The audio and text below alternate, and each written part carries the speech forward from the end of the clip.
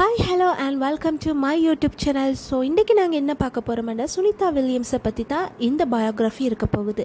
So உலகமே எதிர்பார்த்து கொண்டு இருக்கிற அந்த நாளுக்காக சுனிதா வில்லியம் ஸ்பேஸில், அதாவது விண்வெளி மையத்தில் அவங்க ஆயத்தமாகி கொண்டு இருக்கிறாங்க. ஸோ உலகமே எதிர்பார்க்குது 9 மாதங்கள் கடந்து அவர்கள் மறுபடியும் பூமிக்கு எப்போ திரும்பி வருவாங்க.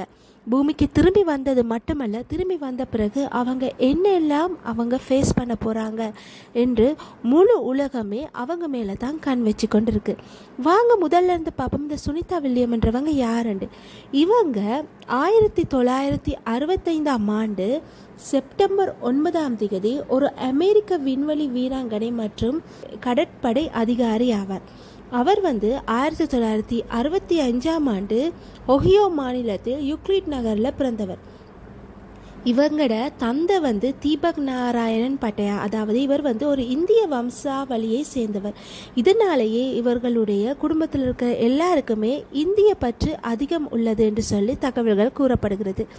அவரது தாயார் ஸ்லோவேனியா வம்சாவளியை சேர்ந்தவர்.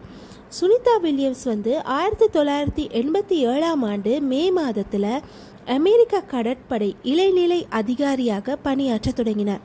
அதற்கு பிறகு விமானியாக பயிற்சி பெற்று 1989ஆம் ஆண்டு ஜூலை மாதத்தில் கடற்படை விமானியாக நியமிக்கப்பட்டார்.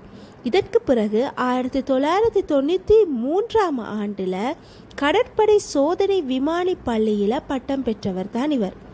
இவங்க வளைகுடா போரில் பங்கேற்று மற்றும் 1992ஆம் ஆண்டு செப்டம்பரில் ஆண்ட்ரூஸ் சூறாவளி நிவாரண நடவடிக்கைகளில் ஈடுபட்டு இருக்காங்க.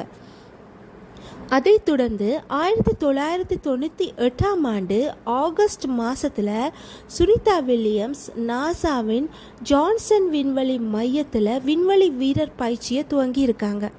இவங்க 2006ஆம் ஆண்டு டிசம்பர் 9 டிஸ்கவரி விண்ணோட்டத்தின் மூலம் சர்வதேச விண்வெளி நிலையத்துக்கு அனுப்பப்பட்டிருக்காங்க.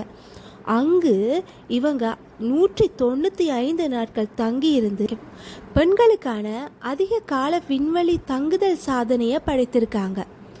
இவங்க 7 முறை விண்வெளி நடை, அதாவது ஸ்பேஸ் வாக் என்று சொல்லப்படுது, அதை மேற்கொண்டு இருக்காங்க. மொத்தம் 50 மணி நேரமும் 40 நிமிடங்கள் விண்வெளியில் நடந்து பெண்களுக்கான அதிக நேர விண்வெளி நடை சாதனையை அமைத்திருக்காங்க. ஸோ சுனிதா வில்லியம்ஸ் தற்போது சர்வதேச விண்வெளி நிலையத்தில் 9 மாதங்களாக பணியாற்றி வருகிறாங்க. அவரும் அவரோட சேர்ந்த சக விண்வெளி வீரர் புர்ச் வில்மோர் பூமிக்கு திரும்ப இருக்கிறாங்க இந்த நாட்களில். இது உலகமே அறிந்தது.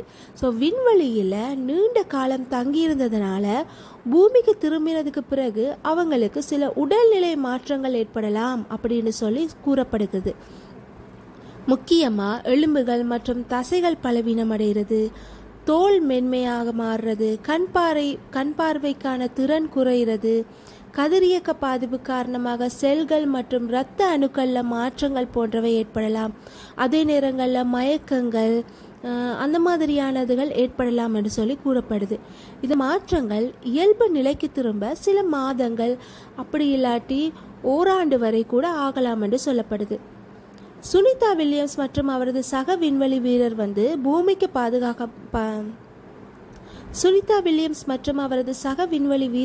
பூமிக்கு பாதுகாப்பாக திரும்பி அவர்களோட அனுபவங்களை பகிர்ந்து எதிர்கால விண்வெளி ஆராய்ச்சிகளுக்கு முக்கிய பங்களிப்பு செய்வாங்க என்று சொல்லி இந்த சேனலோட வாழ்த்துக்கள் தெரிவித்துக்கொண்டு இன்னும் அதிகமான தகவல்கள் உங்களுக்கு வழங்கும்படி காத்திருக்கிறோம்.